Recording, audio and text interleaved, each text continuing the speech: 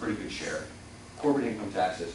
There's tariffs. There's some tariffs. The founders were real big on tariffs. And then, unfortunately, your Social Security tax, that's a big chunk of it too. Social Security and Medicare, he's not talking about doing away with those. So those three places, mostly. Yes, sir. A very large percentage of this is inflation tax, whereas you're devaluing our money and you're spending the money first. So you get the big kick out of it, right? Right. Yeah, what the government does is they print up a bunch of new money and they give it to the person that they owe money to, or they give it to the new program. And the value of the dollar in all y'all's pockets, every time they shove more money out there, the value of the dollar in your pockets goes down. The value of the dollar in your next paycheck goes down. But not everybody realizes when they first kick it out there that all this money is in the system. So they get the benefit of the full value of the dollar. But as those dollars get spread around, it's like, dollars are like anything else. It's supply and demand. I mean, if everybody in the country got $1 million in their mailbox, does that mean everybody's rich? No. Because everybody will rush down to the car lot, everybody will rush down to Walmart, or possibly even more upscale than that, and start buying stuff. And pretty soon, you know what the guys with the stuff would say? Whoa, I got a line of 50 people that want this car. I'm going to raise the price of the car. And you're back to square one. So, but the first guys that spent that money, they got the full value of it. Once it's circulated around, prices go up. You are experiencing prices going up. It's because of what the government's doing. It's a dishonest dollar. Dr. Paul is the only one who wants to stop it. The rest of them want to benefit from this little game. Sir, did you have a question? I was going to ask about subsidies.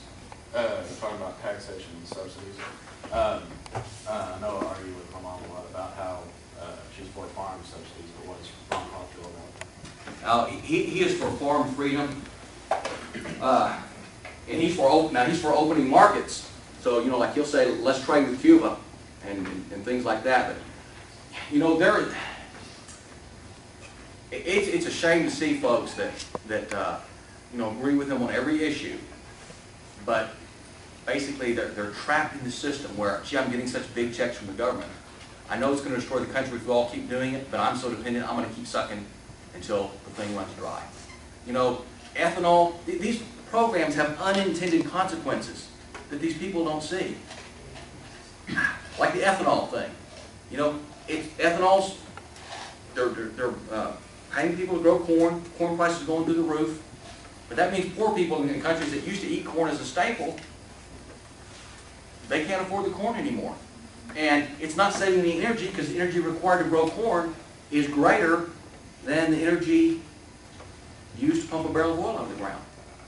So, we're really not, it's not protecting the environment, and it's not helping everybody. It's just helping the people, just like the inflation, it's helping the people that get those dollars first. Yes?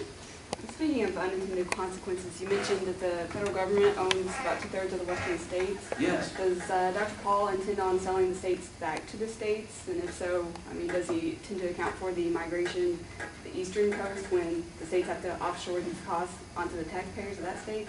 And well, I'm sorry, I didn't catch this. Well, my southern ears are a bit slow. If he sells the western states back to the western states, who I assume he would give first priority to rather than private individuals or foreign nations or anything like that, the states themselves are going to have to pay for that somehow, so they'll have to raise taxes, I assume. I don't know why it would necessarily, I don't know why he thinks state government owning all the land is better than the federal government owning all the land. Why not give private individuals a right to buy it, a shot to buy it? Why not auction it? If the state government wants to buy it, why have the government say, okay, you guys aren't allowed to play, we're just going to sell it to you? The government shouldn't make those rules. Whoever wants it the worst and can pay for it, they're the ones that ought to have it. I don't know the details of that. I just know that he's not, he knows it's not constitutional for the federal government to own 2/3 of the ground in western states. Yes? Just real quick on that, I said another source of income for the federal government is corporate taxes, but in fact consumers pay the corporate taxes when they purchase the goods that corporations produce. Surely we don't believe that the corporation, out of their goodness, pays taxes. So, no, that's true. We're in fact paying those taxes. But that's true. But corporations have a lot of rights. For example, if not only are their assets protected by police and military and government like everyone else, But if they go bankrupt, if you go bankrupt, they've changed the bankruptcy laws. Credit card companies lobbied hard enough, they changed the bankruptcy laws to where you're really stuck now. You can't skip out of your debt as an individual, but a corporation can. A corporation could go bankrupt, and the owners of that corporation, their personal assets are not on the line, just the corporation's assets. So there's a lot of advantages to being a corporation. Sure. But our 43%, that's not really all that we're paying. We're paying hidden costs, so we're paying a lot more taxes than 43%. Right, there's the inflation cost, and I see what you're saying. Whenever the government charges a tax, they'll just pass as much of it as they can on to the consumer. One more, if I can, real quick. On the Slim Jim, my wife picked this thing up, and she's concerned about a point, and I don't know if it's that one or one of them, but basically he has a statement that no forced immunization and health screening. And she was concerned because we can't send our kids to school unless they're forced to be immunized. How does he, I don't really understand that statement. Do you know much about that? Yes, I mean, he's a medical doctor, okay, but he believes that people should make their own decisions about health care, and that one of them is, and of course a lot of this is a state issue, and if there's a state that pushes that, that's one thing, but the federal government is pushing it too, mandatory immunizations. And some, my sister has two children that are suffering symptoms of autism, and she thinks, I don't agree with her, but she thinks some of it was a negative reaction to one of the immunizations. That's the right that parents ought to have. It's not the government's business to tell you, you have to immunize your child. So he's saying at the federal level, that should be done away. Right. But he's not going to tell the states what to do.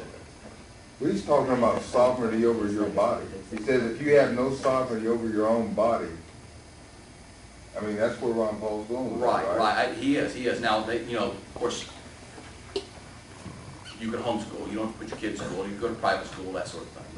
But, where he is on that is that he's going to stop all the feds telling you what shots you need to have, telling you what kind of light bulbs you can have in your house, telling you how many gallons of water your toilet can flush, telling you how many miles per gallon your truck has to get.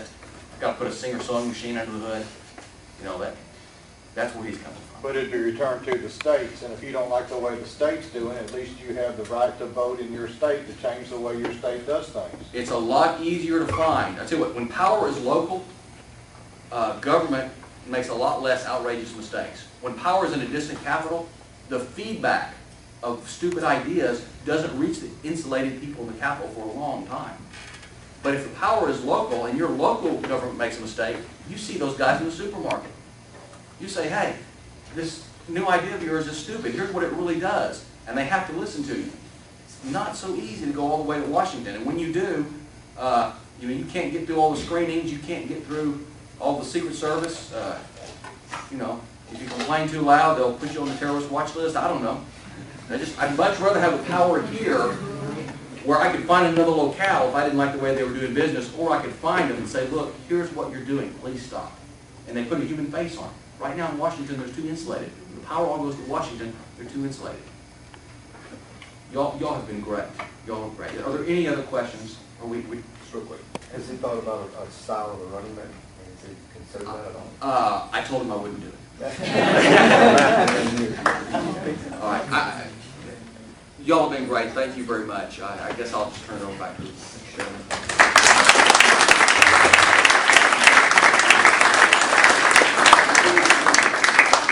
The pamphlets up there to take, and just eat the rest of the pizza so I don't have to take it home, please. So, if y'all want to sign up, there's a UCA Students for Ron Paul on Facebook. So, there's also a meetup group, as I understand. Yes, there's a Conway and Little Rock meetup groups. You can find it online. Ron Paul Meetup. Be glad for anybody who wants to participate to join. Gonna get them up, guys? Yes. Hey, can I ask? I was gonna say earlier, whenever we first started videotaping, I missed. Could you just kind of introduce yourself and tell us just a few things about yourself that I can play? I'm gonna put this on YouTube if I can. Okay.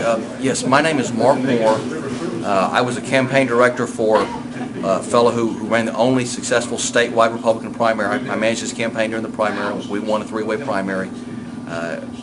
I've been sent as a consultant. I'm a consultant with the Ron Paul Arkansas campaign, and I've been called by some the best policy guy in the country. I don't believe that, but like I said, all I really do is read the history books and find really smart people in history, and I just say what they said. That's good. Thank you. Appreciate that.